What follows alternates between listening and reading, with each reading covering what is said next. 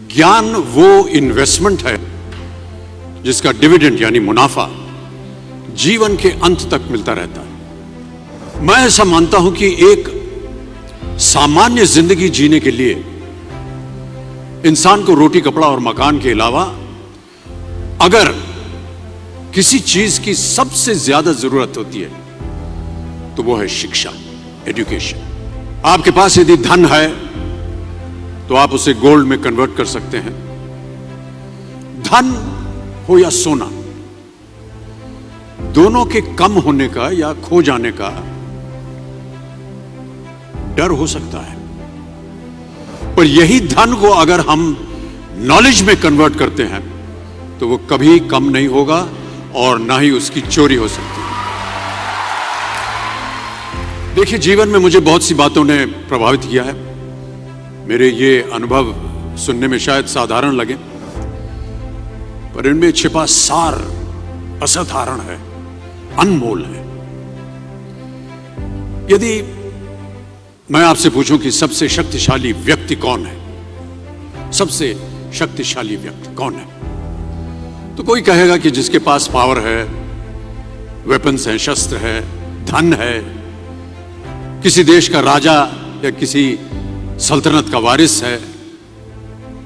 मेरा ऐसा मानना है कि वेपन्स, मनी किसी को पावरफुल नहीं बनाते, या अगर बनाते भी हैं तो कुछ समय के लिए ही बना पाते हैं। दौलत आज होगी, कल नहीं। शस्त्र का ज्ञान तभी तक काम आएगा जब तक वो शस्त्र चल सकता है। Once it is used it becomes obsolete. पर शास्त्र का ज्ञान कभी नहीं रुकता। Knowledge can never be obsolete. शास्त्र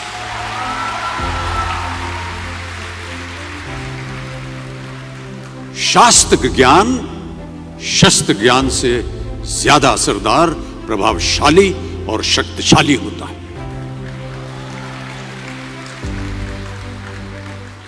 अब देखिए, एक राजा ने कितने राज्यों पर विजय प्राप्त की, कौन कौन से शस्त्रों का इस्तेमाल किया, कितने सैनिक थे, यह शायद आपको याद न हो,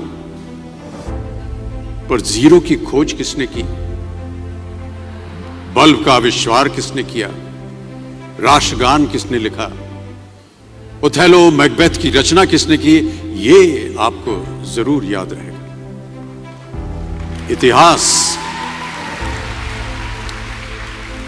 इतिहास गवाह है कि एक राजा अपनी शक्ति के बल पर केवल वहीं तक पूजा जाता है जहां तक उसका साम्राज्य फैला होता है। वो केवल अपनी प्रजा का प्रिय होता है, पर अपने ज्ञान की कीर्ति फैलाने वाले Albert Einstein, William Shakespeare, Rabindranath Tagore सिर्फ अपनी जन्मभूमि में ही नहीं बल्कि पूरे विश्व में पूजे जाते हैं। संपूर्ण मानव जाति के लिए वो प्रेरणा स्रोत बनते हैं।